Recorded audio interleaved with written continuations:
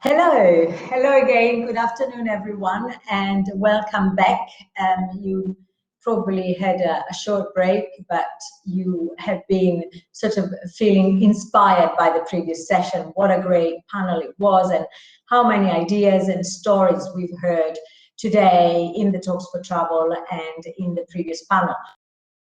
I am really excited to moderate the next panel, and this is because this is the panel where I get to tell the stories together with my fellow panelists about some of the work that we've been developing in collaboration with Intrepid and some fantastic lady that you will get to see in a minute. Now, I will not introduce the panelists now, but we will play a short video and then we will get back to you with introduction and with question. So without further ado, if we can play the video, please.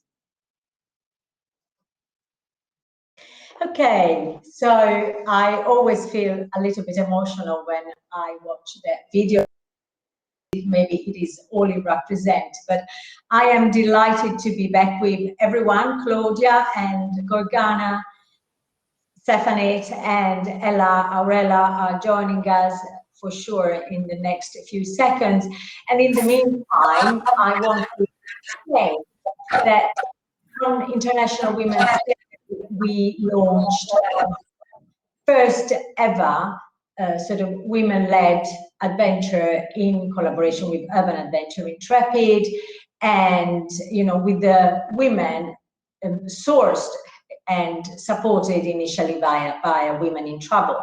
And this has been a project where all our panelists sort of have been absolutely committed. It's been a labor of love, commitment, engagement, and a lot of hard work, as you can imagine. So before we go into the sort of meat of the panel, can I ask maybe Klaudija, to starting with yourself, will you please introduce yourself? And maybe you need to unmute. Yeah, hopefully everyone can hear me. Hi everyone, my name is Klaudija. I'm originally from Slovenia, but based in London, and I'm working for the Intrepid day tour brand called Urban Adventures, where together with Women in Travel started and launched this project with the ladies.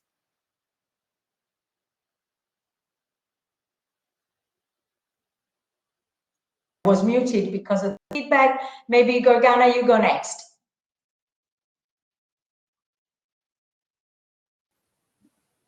Hello, everyone.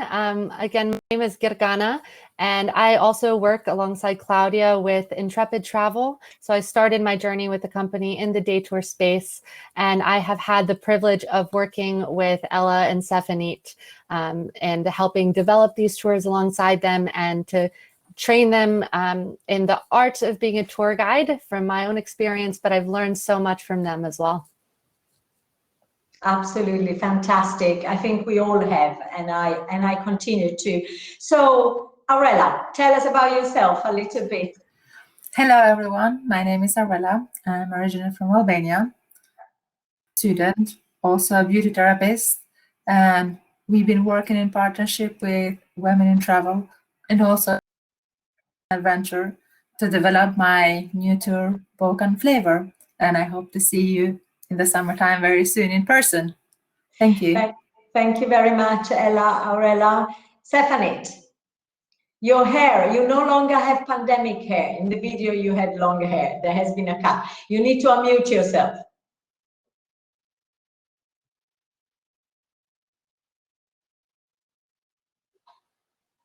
There you are.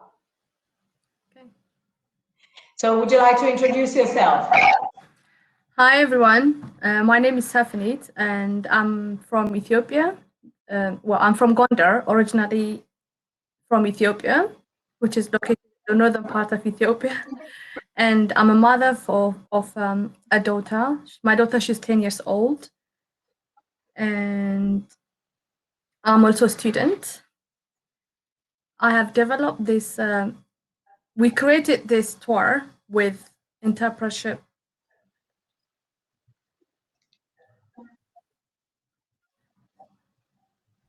It's okay. We developed this tour with partnership Women in Travel and Urban Adventure. Hope to see you all on the summer on my in-person tour and Saturday online. Absolutely.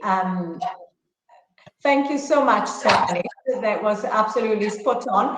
And hopefully, yes, people are all enjoying the opportunity to, to sign up for a spot for Sefanit. I expect them they will go very quickly. So if you receive a newsletter with a communication around it, don't waste any time, just go for it, because there's only 16 spots divided over two. One morning, one afternoon. So, okay, I want to go back to Klaudija now before speaking to the other ladies again. Klaudija, you at the time when we started to discuss with you, and indeed with Zina, a conference chair, around the project, I think what I saw was immediately very much sort of an interest in your part. You were really enthused by the idea of this project. And I want to know from your viewpoint, why did it resonate with you? And of course, putting this in the context of Intrepid and Urban Adventure, so much also resonated with the company. Tell us a little bit more about that. Yeah. Hopefully my Wi-Fi connection will hold, but if it doesn't, I'll switch off the camera.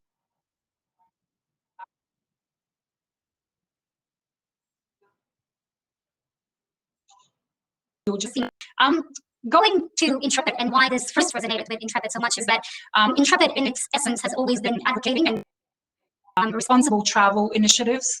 So from animal welfare, climate, child protection, community-based tourism, reconciliation, and of course for diversity and gender equality. So to give you an example, in terms of the gender equality, a few years back we started our biggest gender equality impact project, where we pledged to hire women leaders, porters, drivers and mechanics in countries like Morocco, India, Turkey, Peru, and Tanzania, where traditionally these jobs were and still are in this day and age reserved specifically for men. So our goal was in a couple of years to double, if we're specifically talking about numbers, to double the numbers. So we went from, I think, around 150 to over 300. And going forward, the initiative will be even more so important, as we all heard in the last 2 days, how heavily women in travel have been impacted, and particularly in countries like I mentioned, Morocco and Tanzania and Peru. We are also working with global and local NGOs and social enterprises to support their initiatives through donation, but also through including them and their causes in our itineraries. So, partnering with you, Alessandra, and Women in Travel was a very logical and natural choice. And as you said, this partnership also has more of a personal story. So I am coming from, as I said, from the day tour brand of Intrepid called Urban Adventures. And as so many other travel brands and companies, we had such a difficult year last year, and we had so many emotional conversations. So we had to say goodbye to many of our colleagues.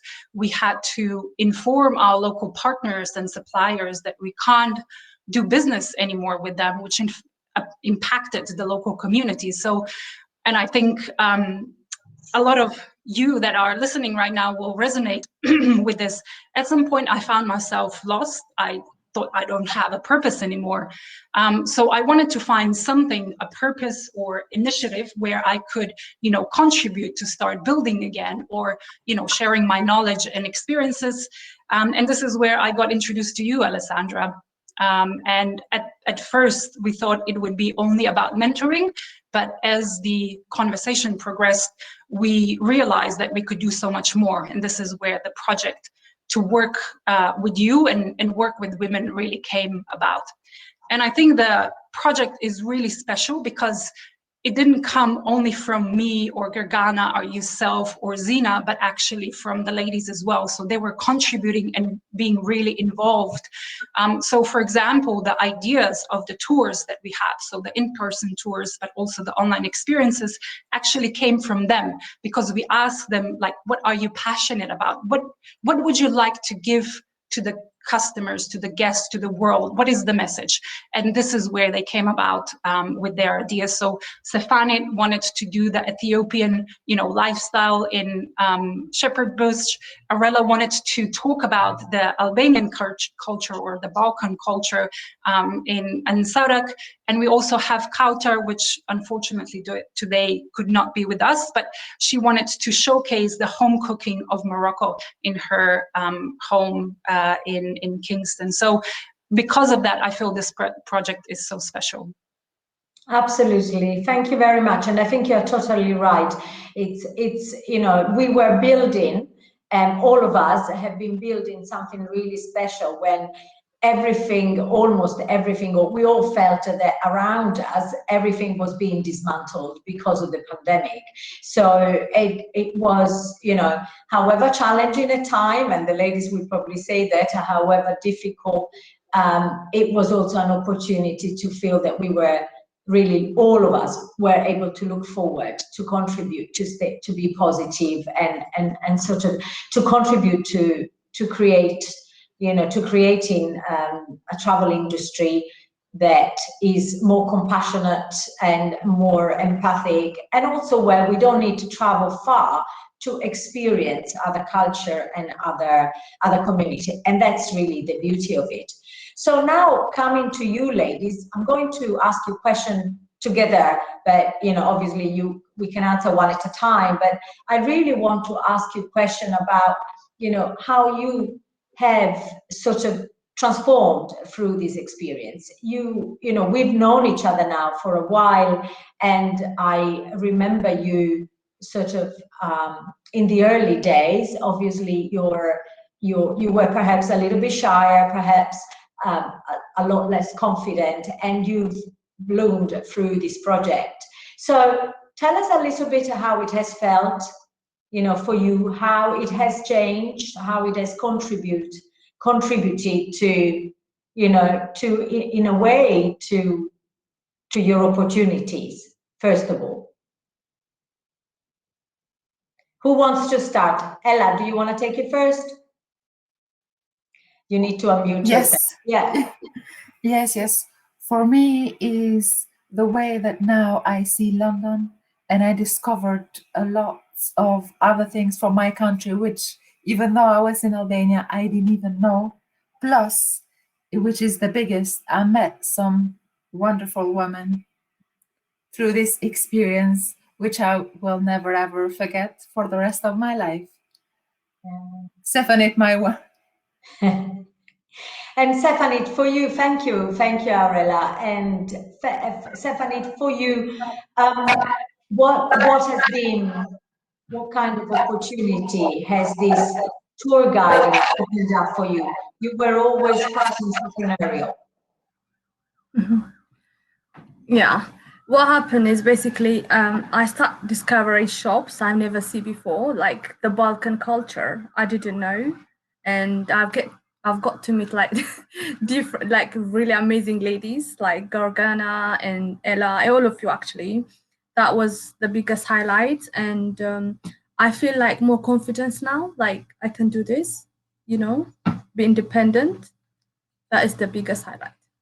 Yeah, but it was a lot of hard work as well, because you ladies have been working first with Women in Travel and then increasingly with Guergana at Intrepid and Klaudija Urban Adventure over the last sort of 8 months. In fact, we started really the process at the end of last August. So did you ever feel like giving up? Did you ever feel that this was too much like a hard work?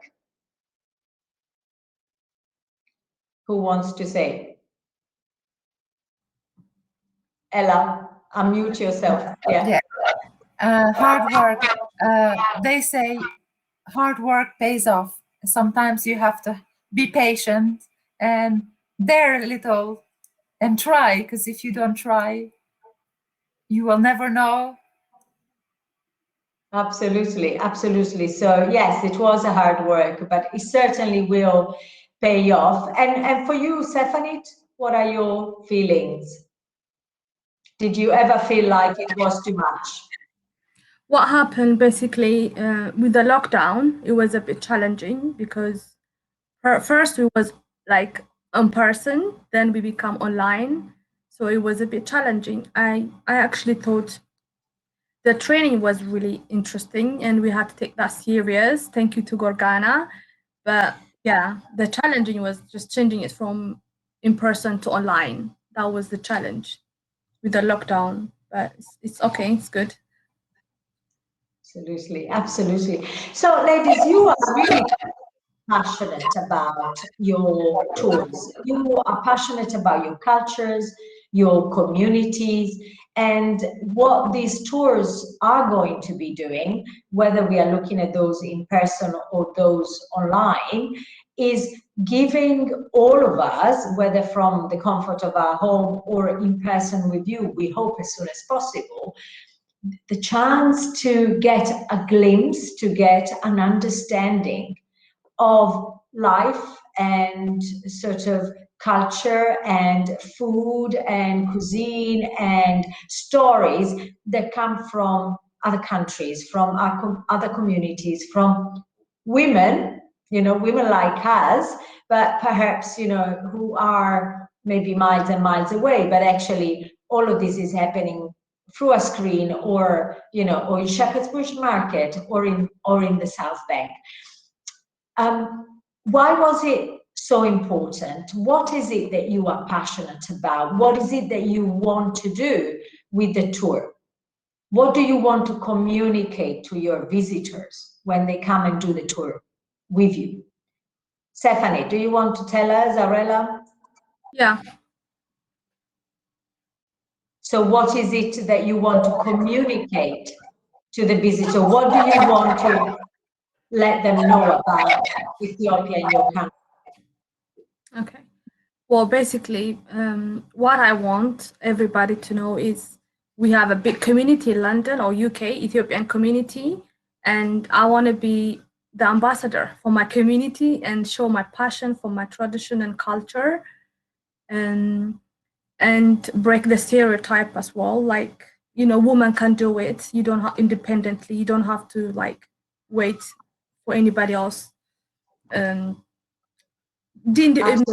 Financially, be independent financially, you can do it. I would definitely advise like for any other women who want to follow this route, take the race and do it. Yeah, that's definitely my passion for that. Absolutely. And some of the things that you have told me when we've spoken during our many conversation along the way, you've said to me that you would like to be, a role model for other women, and that, for you it's also very important, and you feel proud that, women in your country could be doing something similar, and you are, a trailblazer in this sense, because you are showing them the way. So that is something that you have told me before.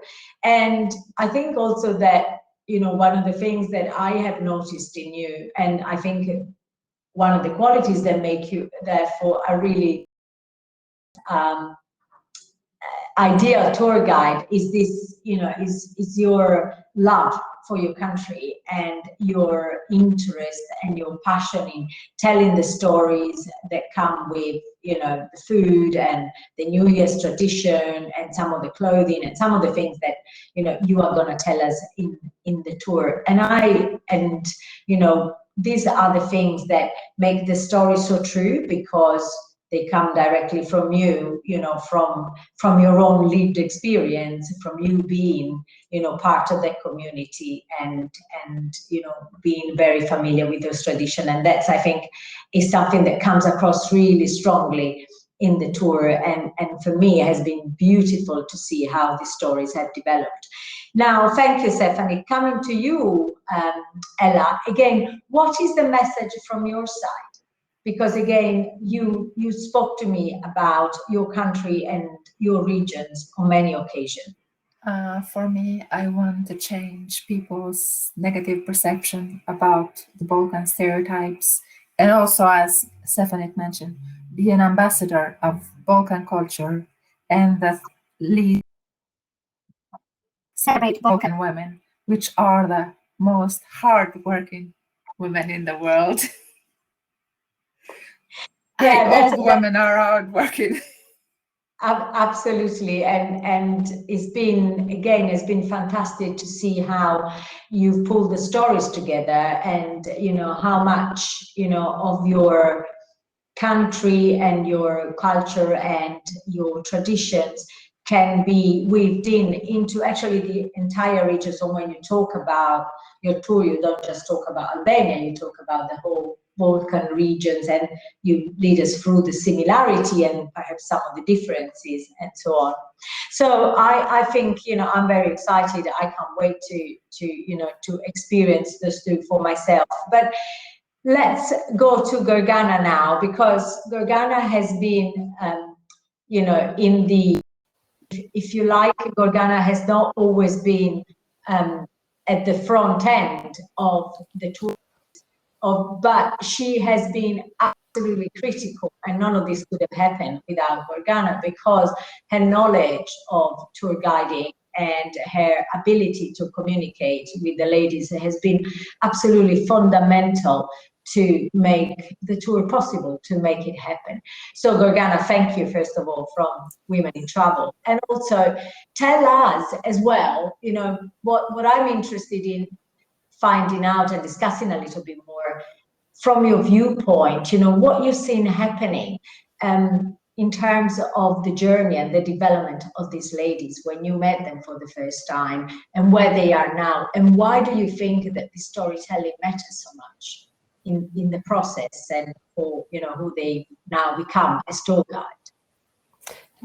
Thank you so much, Alessandra. So again, I'm so lucky to know all of these ladies. And when I first met them, I saw a lot of potential. So all of them were eager to learn and had an excitement about their culture. We've heard a lot of that from them today.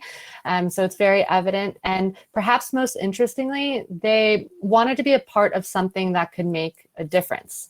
So they've mentioned how they would want other women to take the same chance. And it's not just this project, hopefully inspire companies across the board to do something similar. So using this program as a catalyst for change. And now I see 3 confident women that have realized their own potential, created something that matters. And I also, again, see that eagerness still there to empower other women to do the same. And I'm so proud to have been there along the way. Absolutely, absolutely. And, there might be people in the audience listening to this. I think everybody's going to be very eager to experience this too, but there might be also people who are thinking, maybe tour guiding is for me, because we've talked a lot about storytelling today, and of course the importance of storytelling and how it resonates with women, how it resonates with communities. And, you once said to me, sort of tour guiding is really critical to our industry, and perhaps is not recognized enough. And we are going to touch, go back onto that in a moment. But in terms of being a tour guide, I see lots of, if you like, positive opportunity going forward. I see, entrepreneurship, I see economic empowerment, I see also opportunity that come with being in control. So you are in control of the stories, once again, you're in control of your time as well as a tour guide, because obviously you can manage, different aspects of your life in this kind of profession. So what do you think are the positive and also the critical skills that make tour guides successful, that make Ella and Sefanit successful? Perfect. So number 1 is passion. And there are many skills necessary to become a tour leader, and that can be taught and learned. But the one thing that you can't teach is passion. It's where everything comes from, and it's how we tell our authentic stories. And to speak to your point about storytelling, it is the best way to communicate history and to communicate experience and to really touch some beyond the superficial. And it's a very powerful way to get a message across, and it's engaging and entertaining. So a lot of people might not remember exactly what they ate or exactly what place that they went to or exactly what year something happened, but they'll remember the story that you tell them. Number two, I would say, is dedication and persistence. And so those two qualities are necessary because there are a lot of skills to learn, hard skills and soft skills alike. So tour leaders are many things. They are entertainers for both adults and children, which are two separate skill sets. And they are safety officers, they are historians, they are teachers, ambassadors, and so much more. But there's always something to learn. So it's vital that we are dedicated and persistent. And finally, I would say this goes into storytelling as well, but it's also above that, the ability and desire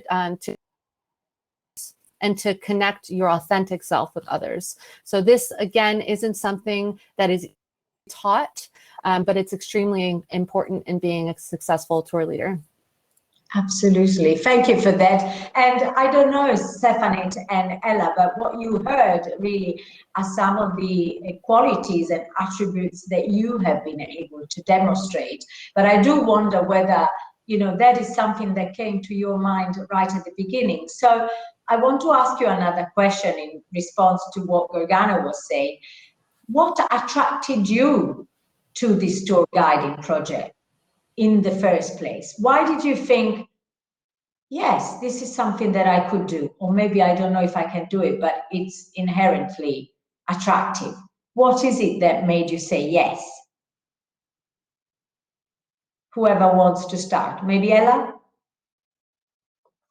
For me, was the independence. Is the way you can work really hard, but also you know what do you want from that work and make people smile, make a difference. Even those 2.5 hours, just give them the best time. Absolutely, yeah. And also, yeah, sorry. Sorry, Go ahead. go ahead. No, go ahead. No, it's fine, because I was... Sefanit, what made you say yes? Yeah, for me, it's about being the ambassador for my community. I can see that the growth in London, UK, the Ethiopian community. Then I said, I'll definitely be the ambassador.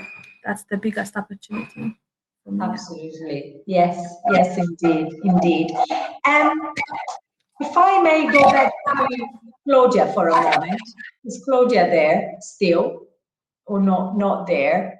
If Klaudija isn't there, yeah, she's. Hello. Klaudija, one quick question for you. In terms of replicability, so this is one project where we all felt right from the beginning that actually, you know, this is just the beginning. And I am very excited about that. And by the way, I should say that, you know, through our partnership, when someone books a tour, there is a commission that goes back into Women in Travel CIC that will enable us to train and support other women. So we can expand the program and train other women and support other women with the work we do with you as a social enterprise. That replicability, for me, is one of the key attractive things, because actually it means it's not just a project, but it's something that can grow, that can develop, that can, you know, sort of scale up. And therefore, the impact is not just about two women. These are the trailblazers. Sefanit and Ella are the real trailblazers. But, you know, is that something that you still see happening even with the pandemic, or indeed because of the pandemic? and the Definitely, definitely. And as you said, Alessandra, we went into this project thinking big, not just thinking about London. We said, okay, let's use London as a test and see how we go. But definitely we want to then expand and replicate that in other destinations and other regions. I do have to say that maybe this project would not work for all destinations or regions around the world, maybe more so for let's say Western countries, maybe English-speaking countries, particularly because we as Intrepid right now really focus on English customers. So the next step, what we thought would be, if we can prove London as a test that it works, we would then expand into Melbourne and then Toronto as our two sales and marketing offices, and then sky's the limit. After that we could do a lot of other cities in America, in UK, in Australia, New Zealand, even so maybe expand in Europe and look at different speaking tours, and partner with local social enterprises, with collaboration with you, Alessandra, and Women in Travel. What we saw, like from experience and sales statistics, is that these type of tours, working with social enterprise that have a huge essence and impact on the social issues, really resonates with domestic travelers, so people that want to do something in their own cities, but also with corporate travelers. So as I said, there is a huge possibility and opportunity, doesn't matter of the pandemic. Yeah, and actually, as you are saying, Claudia, actually because of the pandemic, sort of the opportunity to do things virtually, and we heard it from Lola and Local Purse before, who is also collaborating with Intrepid. I think that is something that is a kind of a trend that is probably here to stay, because people are, have the opportunity to connect with the stories, with the community, with the destination all year around, and independently also from their sort of immediate location. And yet, they are traveling and they are exposed to some fantastic sort of culture and traditions and culinary experiences as well. So I want to thank you, Claudia. I wanted to go back for a moment to Guergana as well, to talk about this tour guide, because I know that you are quite passionate about that, Guergana. And when we were going through sort of the dry run for this panel, that seemed to really touch a nerve.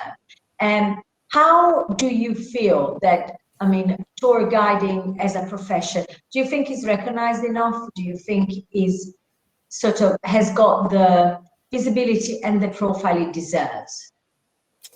Thank you so much for bringing up this point, Alessandra. The answer is yes and no. So depending on where you are in the world, there are different levels of social acceptance when it comes to the profession. Take Italy, for example. One of the most difficult places to get a license to become a tour guide, and it is very much regarded as a career. And then you go to places such as the US, where in many cities across the country, it's looked as more of a side hustle, so to speak. And you see a lot of people, when you ask them what they do, they usually tour guide and do something else. And so then we as an industry need to focus on the importance of the tour guide, so that there isn't such a difference between the pride from the guide themselves. Tour guides, tour leaders are a vital part of the foundation of the tourism industry, but we don't talk about that enough. We can have as many CEOs and managers and purpose-led organizations that want to do amazing things, but we can't actually execute these for this purpose without the tour leaders on the ground. And I would like to reference Laura's address yesterday, which centered on regenerative travel and spoke to the inclusion of voices. And to this point, it's time to reevaluate the inclusion of the voices of the tour leaders beyond itineraries and local knowledge. A lot of the times we do profit on these experiences, stories, and their ability to create this unforgettable experience for our customer. But unfortunately, there are still no policies or protections in place for these key stakeholders. There are not enough, if any, standardized living wages guaranteed across the globe for tour leaders. And as we know, COVID-19 hit hard. It hit everyone, everywhere. And specifically for the tour leaders, in many cases, they had no wages during the pandemic unless they sought work. I have a few colleagues or former colleagues that started doing delivery services and anything else to be able to survive during the pandemic. In countries that did provide furlough, which was really lucky for everyone really that lives there, many tour leaders could not easily access the support, or in many cases couldn't access it at all. And support for these stakeholders, if it came, it didn't come soon enough. And while many may be returning, and I hope they all do, but while many may return to their previous roles,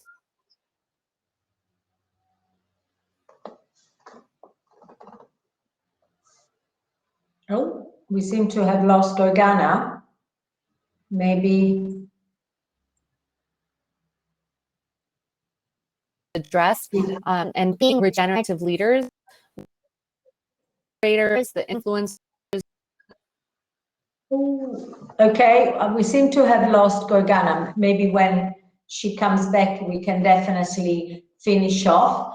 Let me see if I can, in the meantime, ask another question to the ladies that I really am curious to find out. So, when you think about the journey and, you know, what perhaps it has taken you to get here, what, you know, if you now could talk to yourself then, what would you say? Which advice would you give yourself that might be also helpful for someone else who is listening and thinking, you know, it might be something for me, or I know someone who, you know, another woman who could be doing this.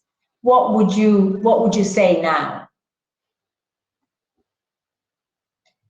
Sefanit, do you want to say?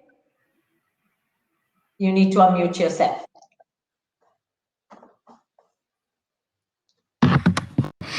Can you hear me now? Yes. Okay. I'll definitely advise any other women who want to do this tour guide job, take the training very serious, and the opportunity to get the opportunity to independent yourself. Take the training very serious. That's what I would say. Got more instruction you need to follow. It's not like easy. Like when you hear a tour guide, as Guergana said, it's just some random simple side job, but it's not like that. It's definitely very serious and professional, you know, like, and take the training serious. I would say that. Absolutely. Okay, thank you. And Ella, Guergana, we will come back to you, but let me finish. In the meantime, I've asked another question of the ladies that I wanted to find out. So what about you, Ella? For me as well, please give it a chance. Take the training very, very serious. Be flexible. Also, keep the lines of communication open, because that is the most important. If you want to put roots and build a way, just when you communicate, that it's the best thing. And please, ladies, there, please. Yeah, absolutely. Thank you. Thank you very much. So going back to tour guide, we've heard now from the ladies, it's hard work and there's a lot of training involved. But you were saying, Guergana, I don't know whether you want to switch off your video, whether you are happy to try again, if the connection is a bit shaky. Can I ask if you remember where I cut off?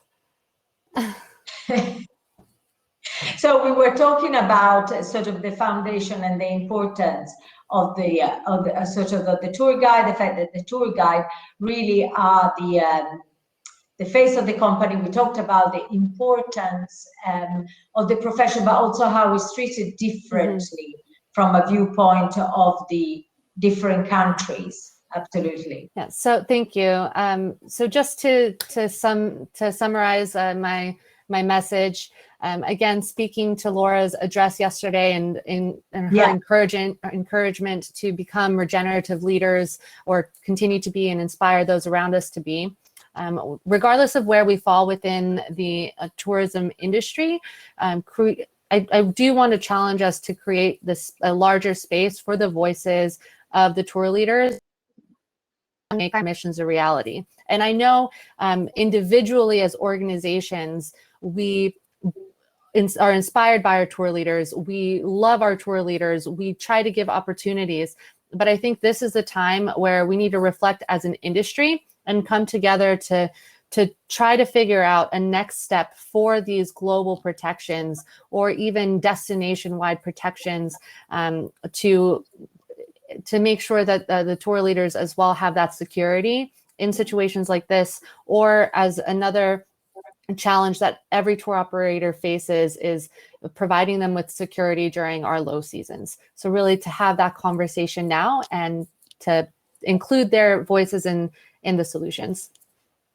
Absolutely, and I think this is very important, and it's so important under so many respects, because actually, you know, as you were saying, they often are the face of the company they represent, but they are also often sort of self-employed or micro-entrepreneurs, which on the one hand provides huge opportunity, particularly to, you know, to women, and also in terms of managing their own lifestyle and their own sort of lives need, but it's also there is also a need to protect them. And it's interesting that tomorrow we are going to talk about also about real issues of safety and inclusion in destination, and I think that's also part of that conversation.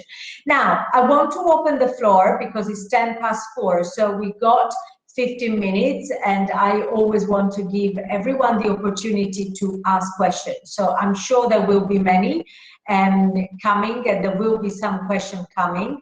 Otherwise, I have loads of other things that I think to ask. I want to sort of ask you about. If there are any questions, please put them into the Q&A, and then I will be able to moderate them.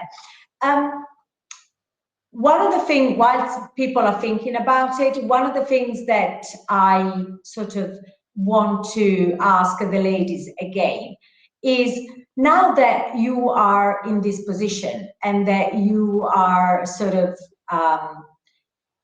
you're feeling sort of ready to go, and you have been sort of opening up to new opportunities, what's next for you? I mean, how are you building on this opportunity? And I know that it's only starting because of the pandemic, but has this opportunity enabled you also to make even bigger plans? Because I know that some of you are thinking, now that I can do this, I can do anything. So what are your plans? What's in the future? What's you know, together with this tour guiding activity and running the tours, what are your dreams now?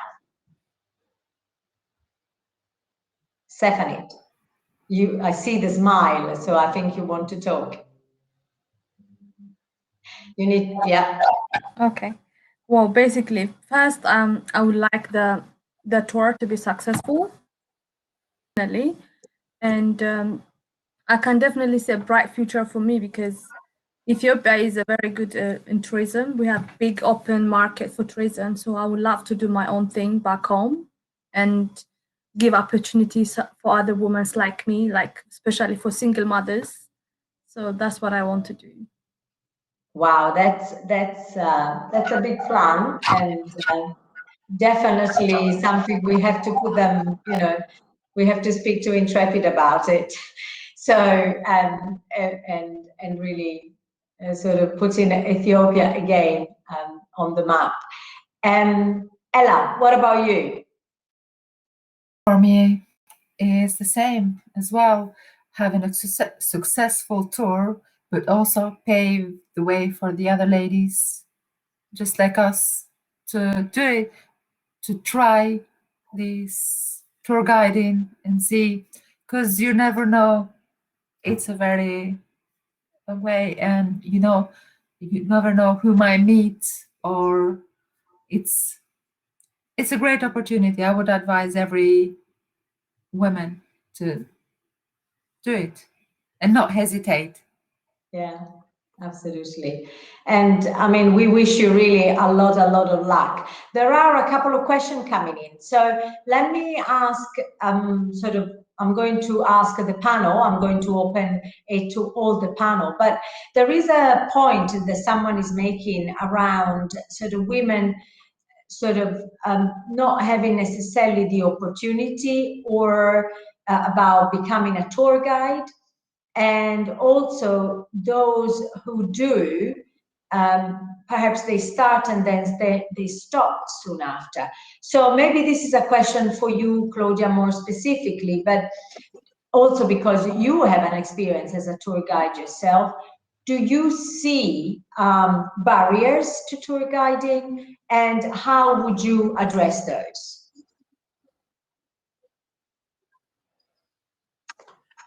I would like to go back to what Guergana was saying about, countries, or let's say associations or organizations, particularly in the travel industry, coming together and establish some regulations and rules when it comes to guides, and particularly women guides.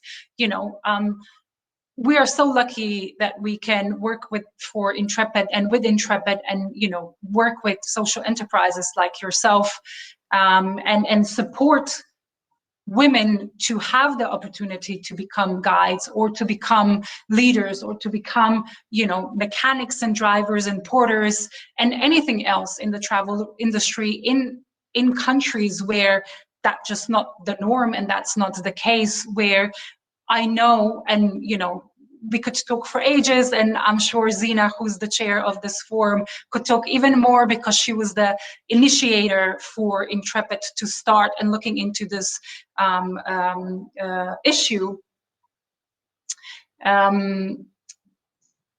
where we had to, go to speak to the families and speak to businesses to try and change their mind. Or, for example, Zina had to really persuade the government and the Ministry of Tourism in Morocco to say to them, well, actually, what are you doing? Like, you have to give the chance to women. Look how many women are here that are employed, but they want to work, and you're not giving them the chance. So, yeah, I think it's about not just individual, it starts with individual people, but we really need to address the organizations, the Ministry of the Tourism ministries and associations on a global level, if not just on the country level, to really, make a change.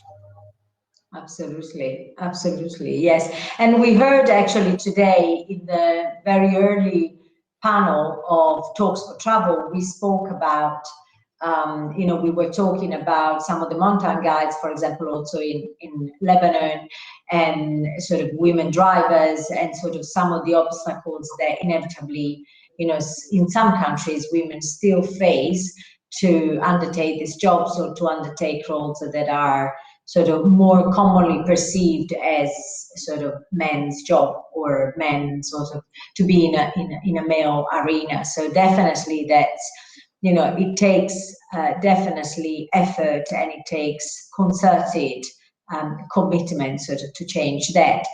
Thank you, Klaudija. There's another point about sort of the stability of income. So obviously, as tour guides, there's someone is making the point that perhaps, we've been self-employed, there is lack of stability in the jobs of tour guiding. What's your answer to that, Guergana? Do you think that tour guiding can provide stability of income? Obviously, we are in a situation, we are where we are at the moment, but this is not normality. That's not the norm. So what's your impression? What's your personal experience as well? Of course. And so again, just to bring up the point that there can be a lot done if we band together to secure livable wages, because it's not standardized across the board. So it's very much a tip-based culture in a lot of places as well, which you know, it's good in the moment. In times like the pandemic, when you're applying for benefits, then it doesn't weigh up equally. There is a lot of potential, though. The tour guiding can be a very stable income. I was a full-time tour guide for quite some time, and I made just as much when I moved then into a management position. Just my responsibility shifted. It's finding the pain points. And one of the largest pain points across destination is low season. So what can we do in low season to, one, retain our guides, because that is a big window for turnover for staff. So I think that the online space is here. And while I think we'll see a drop off, I do see there the potential for it to stay. There's so many opportunities to partner with schools and universities and use experiences as educational tools as well. So that could be a potential solution for that pain point. Another opportunity would be to use our relationships and our partnerships to give them opportunities to grow. Not necessarily we have the opportunity to hire tour guides in other capacities in our own companies, especially if we're smaller startups. But we do have relationships with others. So learning about the skill sets outside of actually leading experiences that our guides have, as well as what they're interested in. Maybe they're artists and we know a local shop that we go to, or a bar, a pub, and they have space where they would pay someone to commission a mural. Why not have our tour leader be presented for that opportunity, and then even be able to walk by on their tour, since they're one of our partners, they can say, hey, I painted that, and give them opportunities that are tangent to our regular day-to-day business to be able to grow and sustain themselves and experience more fully their own passions. Yeah, thank you, Guergana. I can feel that you're really passionate about this. Thank you very much. So one final question we can take, and again, I think it's for all panel, because you all have an opinion of it, for sure. What did you find most challenging about adapting the tour guide activities to the pandemic? And how did you address this challenge? So I think we can ask, first of all, Ella and Sefanit. They mentioned some of it, but what did you find most challenging going from face-to-face to a virtual environment? So whether it was training or, you know, communicating or holding meetings, what was more challenging for you? And you had to sort of be more flexible and adaptable to. For me, I would say, because most houses have children, I had to adapt, trying to do my training and have my niece and nephew in the same room trying to do theirs. And it was sometimes oh my God, what am I doing? But now I think I'm good. Yes, absolutely. It's completely switched, because when we were face to face, it's different, and then lockdown. Absolutely, but if you can do that, you can do anything almost. So thank you, Anna. Thank you. What about you, Sefanit? What did you find most challenging? I actually like it online. I prefer it online. I'm quite comfortable with it right now. I don't know why, for some reason, even though it's a bit challenging, that the timing, because my daughter, she's at home doing online school. Well, she was, but right now I'm okay with it. I can't complain. I don't think it's very challenging. It was at the beginning, but not anymore. I'm actually okay to work from home. And you are comfortable with the technology as well. So you were comfortable with access. We've done operation training with Guergana, so yeah, I'm okay now with it. Yes. That's great. That's great. And from your viewpoint, Klaudija, I know that there was, you know, I think particularly at the beginning, you know, perhaps we all underestimated the amount of work. Yeah, definitely. We went into this all enthusiastic, thinking, oh, we're gonna have the ladies train in 3 months, we're gonna run the tours, And of course, we went into a second lockdown, and all our expectations just went down the drain. But I think the biggest challenge, and not so much about the pandemic, but in general, like if we're talking now about this project, was that we all really learned, and this has been said many times over the last 2 days, learn how to listen, learn how to properly listen, because Guergana and myself are coming from this business perspective, and Sefanit, Aurela coming from their own situation. And a lot of times I think we wanted to rush, but when we started to listen, we realized that we can't do that from a business perspective, because it's a different project, it's a different situation. And that was really the biggest learning experience, I think, for all of us. It's to learn how to listen. And yes, we went from expectation of doing this in 3 months into 6 months, but it was really worth it. As it was said so often during this conversation, the ladies were so dedicated and enthusiastic, and just really wanted to learn and make a difference. And also from our side, it was not just the ladies that they learned, but also us, Alessandra, I'm sure you, and Guergana, myself, everyone that was involved in this project. So, just thank you to everyone that we got this opportunity to create and launch these tours. Absolutely, and I thank you very much, Claude, and I think this is a brilliant way to end our panel. We are a couple of minutes late, but it was absolutely worthwhile. And from our part, I want to thank everyone. Obviously, nothing would have happened without Intrepid and Urban Adventure. Nothing would have happened without Sefanit and Aurela and Kautar, who couldn't be here today. And really, for us now, our call for action is to encourage you, to invite you to experience these tours, knowing that you are going to travel very far, even if you are only on the other side of the screen, or perhaps somewhere down the road if you are in London. And you are also contributing to a long-lasting impact and transformational impact from many respects. So please feel free. I think the link was put in the chat by Guergana, and it's certainly sort of out there, and we will have more opportunity to share it with you. So thank you very much. Book yourself also on on the Saturday, such a free social program, and it's your opportunity to start experiencing these tours. From me, wholehearted thank you to all of you. Aurela and Sefanit, you've been an inspiration to me. And Guergana and Claudia, you've been absolutely amazing leaders and role models as businesswomen, as women, and as human beings. So I am closing now the panel, and I'm going to give everybody a minute to rest, and then I will just close the session for today and summarizing before opening up a little bit more networking. Thank you.